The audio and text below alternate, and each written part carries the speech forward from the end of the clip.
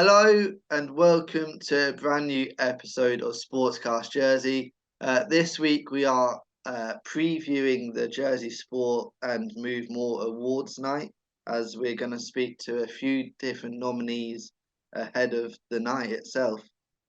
First up, we've got Jonny Leck, who is nominated for Young Volunteer of the Year. How are we doing, Jonny? Yeah, good. Thanks, mate. Yeah, very happy to be nominated and excited to be chatting to you. Yeah, good stuff, good stuff. For those who don't know, obviously you're involved with Wednesday Night FC. For people who don't know who Wednesday Night FC are, can you just give us a brief insight, please? Yeah, so Wednesday night FC, the clue's in the name, really. I mean, we play football every Wednesday.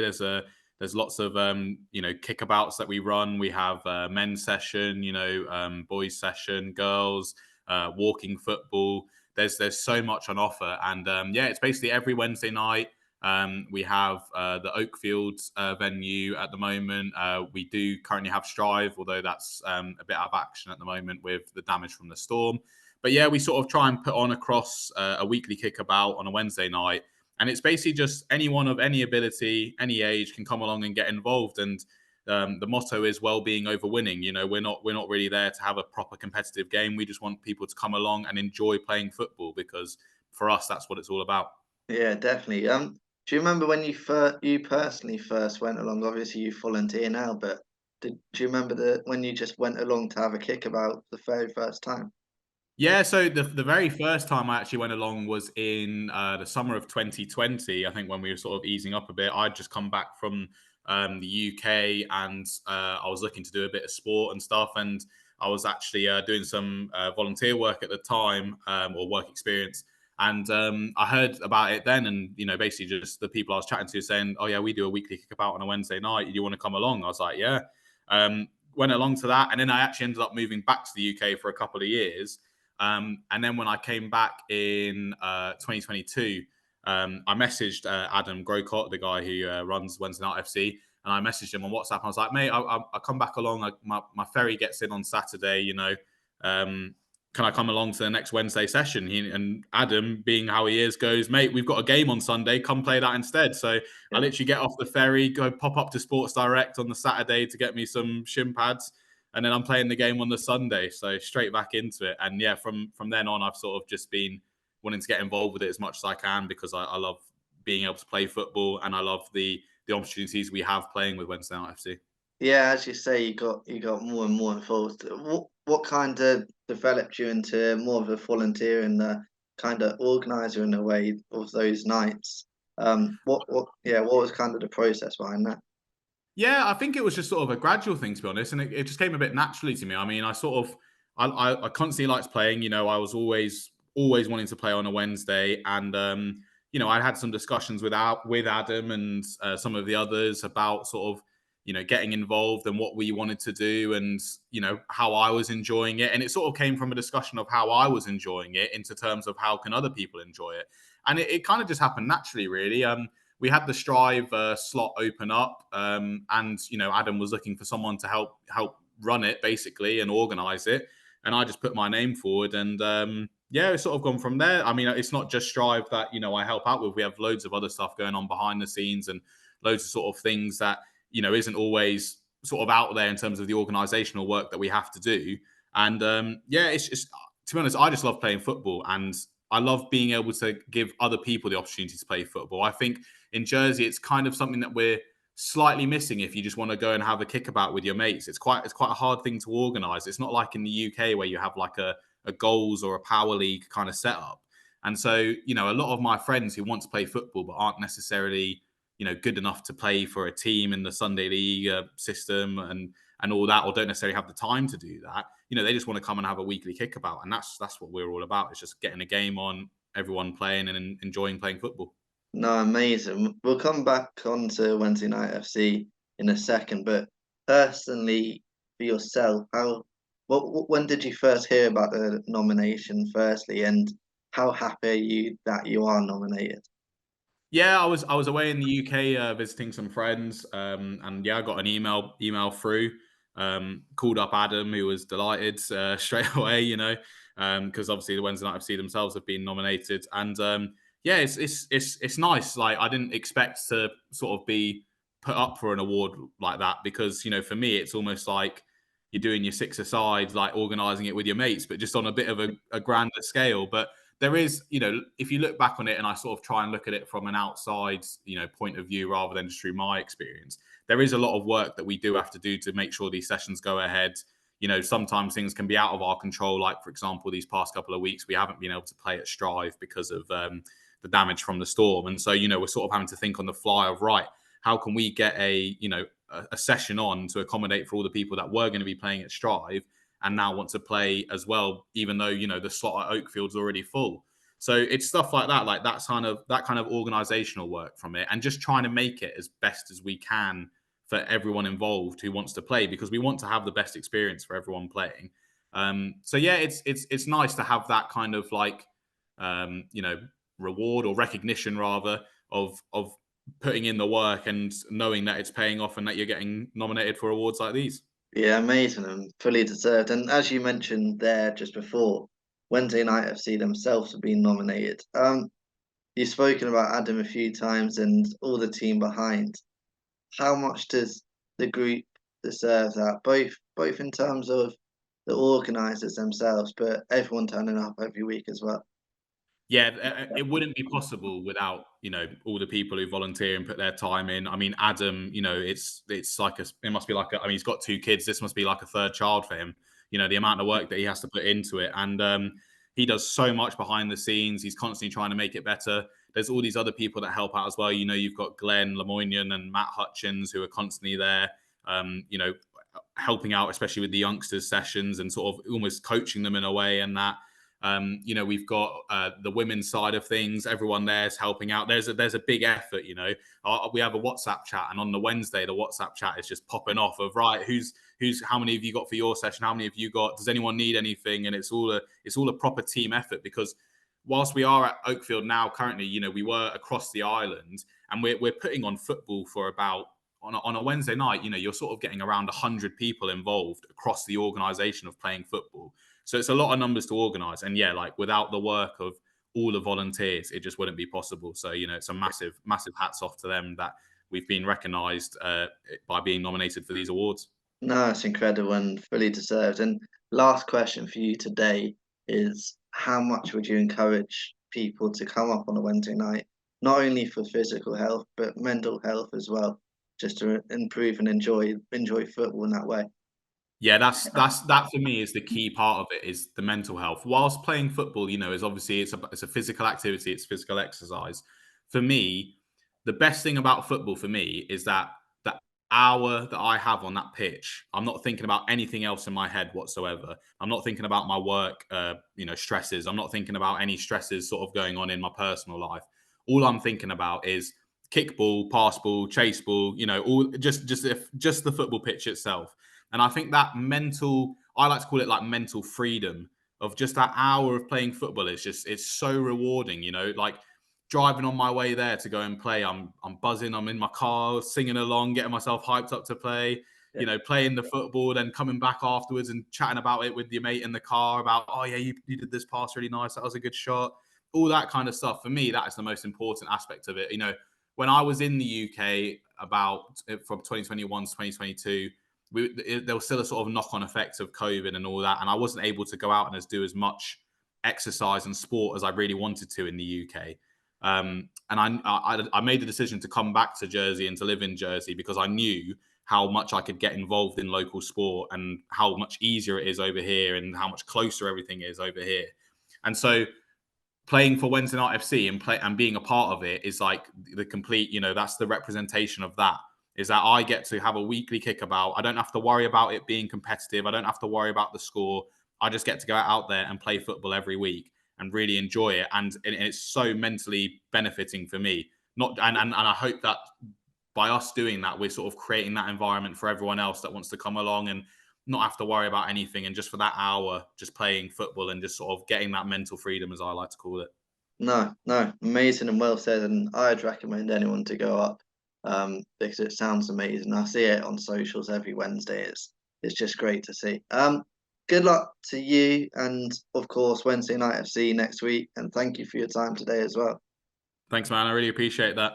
Top man, top man. As we continue to look forward to the Jersey Sport and Move More Awards next week.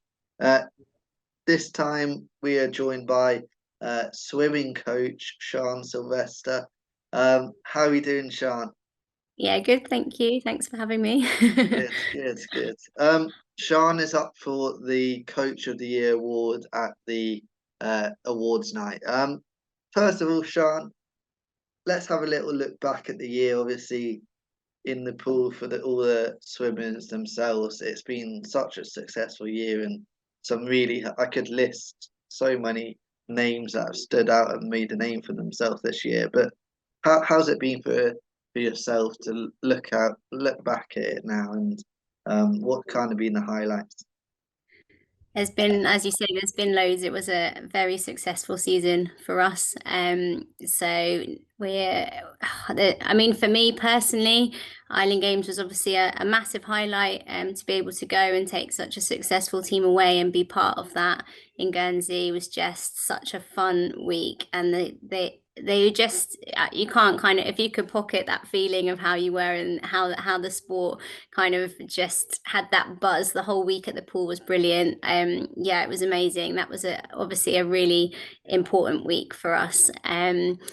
But for me personally as well, I had two of my group qualify for English nationals. So the season before, I had my first ever English national qualifier, and then last year I had two swimmers qualify from my particular group. So for me as a coach, that shows obviously growth within what I'm doing. When they get to kind of 13, I pass them over to Nathan, so he then does the kind of older end. So to know that I'm getting more youngsters with what I'm doing at an earlier age through to that level is really positive as well. So that was obviously a big win for me. But then on a grander scale, the number of swimmers that we had at nationals in total over British and English was significantly higher than we've had before. So again, as a program, we know that we're doing things right and it's going in the right direction. And obviously the success of the British nationals records, Philip's record was amazing. And then the guys at Youth Commonwealth, fantastic performances. So it's just, yeah, it was an amazing season, and it's always hard to come back into September and think, right, how are we going to do something better than that? Obviously without the Island Games and Commonwealth Games, it's a slightly different year, but you're always looking at a kind of 5-year plan, 2-year plan. There's always more to go. So it just makes our team feel really excited about what's to come and just think, right, let's just keep going, see what we can do next. Yeah, absolutely. And you mentioned it there, to see the swimmers that you've been coaching from a young age and then going through, and obviously for any coach, the development of the sports style, whatever it is, it's the top of the priority. So how much do you enjoy seeing the development, and obviously the Philippes and I could name them all, but all of them come through and then see where they are now and where they can go as well. It is incredible. You're a part of it is that kind of family feel that you feel like you've watched them grow into these young people, yet they're not just children anymore. They're these young adults that are achieving amazing things, and I think that's always really special to be part of that pathway. And when they go on and go off to uni, we get a lot of swimmers that then come back from uni, and they're excited to come back and to talk to you about what they've been up to. And I just think it's not just about developing a swimmer, it is a lifestyle, and it's that discipline and friendship and respect. I think that's all, everything about that is why we do it, and it's why it's addictive, because you kind of the late nights and early mornings, you think, oh gosh, you have some moments where you're in the winter, this is tough, but then you have moments like this summer where you have so many amazing performances, and you just think, this is why we do it, because it's worth it. And it's incredible when you get that buzz at the end of the season and things are going well. So yeah. How about your development as well? Let's talk about you for a bit. Obviously coaching, is that something that you've always been into, and how have you found? Were you confident right from the start, or how's the journey been? Well, I did swimming teaching first and foremost. When I was 16, I did my teaching, and I used to teach up at Learn to Swim at Fort Region. And then after uni, I came back and I actually worked with Lemuria Swim School and did a stint with Malcolm. And they were really good with my development as a teacher, and that was really, really good for me. And then I got a chance to move across to Tigers and get involved in more of the coaching side. So I've been then doing that now for, I think this is my 13th season, but I went in 2015. I started doing more hours and was able to develop what is now the Silver Squad, and we changed how we kind of did our program, and Nathan and I sat down and planned things a bit differently, and I think that's been a big changing point, from 2015 to now, having those swimmers have come through a different system, and I think we've kind of got it right now. But yeah, I think I'm learning all the time. I think I'm so grateful that Nathan and I have got such an amazing relationship. We really get each other, and I think if he wasn't there, I don't know how the job would be. I think it would, I don't know, I wouldn't definitely would find it a struggle without him. But I'm also really lucky that, well, we're both lucky that my dad's there to support us still, because we've learned a lot. Well, everything we know has come through him, and a lot of our values have come from us swimming in his program as juniors ourselves, and then going forward and learning from all of his just everything, really, what his expectations, that's really rubbed off on both of us. And I think yeah, we're very grateful for that. Really, we're lucky to have him, because he's been a very important person in our lives, and a rock to us when we need that advice about anything anything swimming. So amazing. Amazing. In terms of yourself as well, when you see at the Island Games, for example, when you see them come through, get gold, get silver, get bronze, whatever it is, how big a moment is that for you personally, and how much of a buzz do you get from that?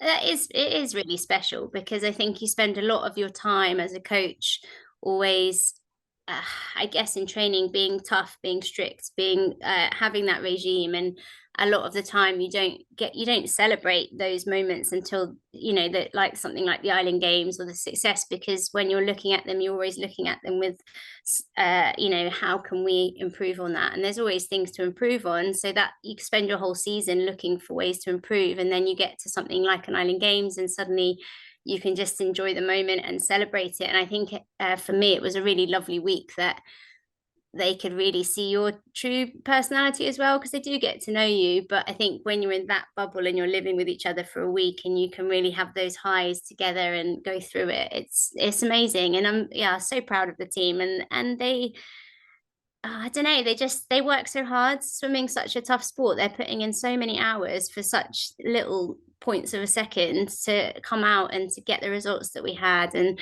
to be with each other and be able to celebrate that. And you've got the likes of Robbie and Gemma, who've been around as long as I've been around. The first Island Games I ever did, Gemma was there, and I think to see them go through that process and to still be there, and yeah, hats off to them. Like, it's amazing. It's just, yeah, can't explain it. You just feel it was such a special week to be a part of. And the team that I was with, Andy again has done many games with me, and we got on so well, so it's just, that was comfortable, really easy and good fun. And Christina, she coached me, like she was there when I was young, so to have her there and have her knowledge and experience was amazing. And I think we were very fortunate to have our chef with us, who provided the team with like amazing food, so Tim did a grand job. And I just think sometimes things just come together, and it worked really well, and the kids they worked their socks off, and they really did an amazing job. So yeah, definitely. You've talked about loads of other coaches, and I think it's important to remember the coaching team is a team itself, and without someone, everyone's got their own kind of job to do. And how important is that, and how much do you love working as a team of coaches? Yeah, it's vital. We couldn't do it without each other. I mean, Nathan and I always joke, I mean, I've been really lucky with Nathan, the way that doing what he's doing in our team, because I've had 3 lots of maternity cover over the last few years. And if we didn't have the team come together and help out, then I don't know, it would have been a real tough time. We're not an office where you can just relocate someone and pop someone into a role. It doesn't work like that. It's so specific. And without the support of, the rest of the group, and we're just really good friends, and everybody really understands each other. And I think everyone at the end of the day wants the club to be successful, and it is that family environment. People, and we have loads of volunteers, and without the volunteers, again, we wouldn't have an amazing committee. And Gillian in the office, who doesn't always get recognized, without her, oh my gosh, we'd be in chaos. She's a really integral part of our team. And I think we're really it is nice to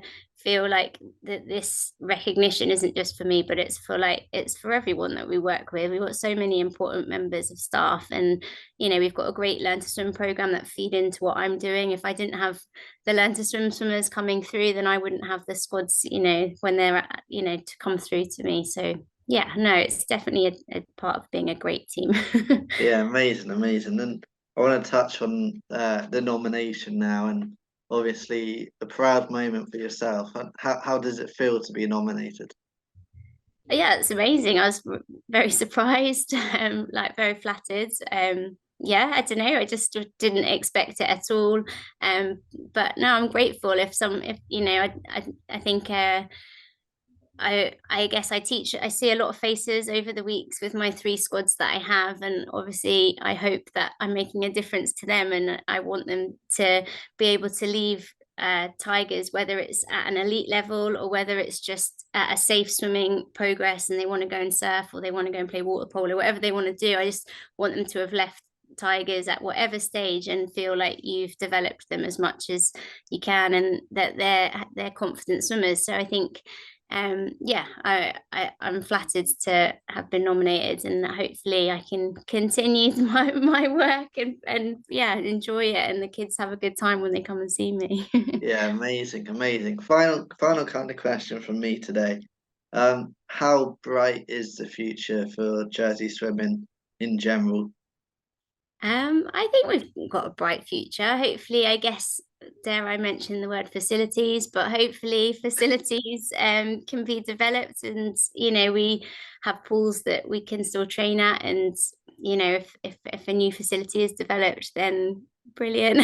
I just think as long as we've got the backing of that side of it, then the future is very bright. I mean, we're growing as a club. There's plenty of other aquatics that are also growing as well in the island. And I think in somewhere like Jersey, we love the sea. We're surrounded by it. We want people to be able to go out and enjoy it. And I think, the last 2-3 years have really shown the snowball effect of what's been created, and bring it on, because we're loving it and we want to definitely keep moving forward with it. So hopefully lots more to come. Amazing. Thank you for your time, and good luck next week at the awards night as well.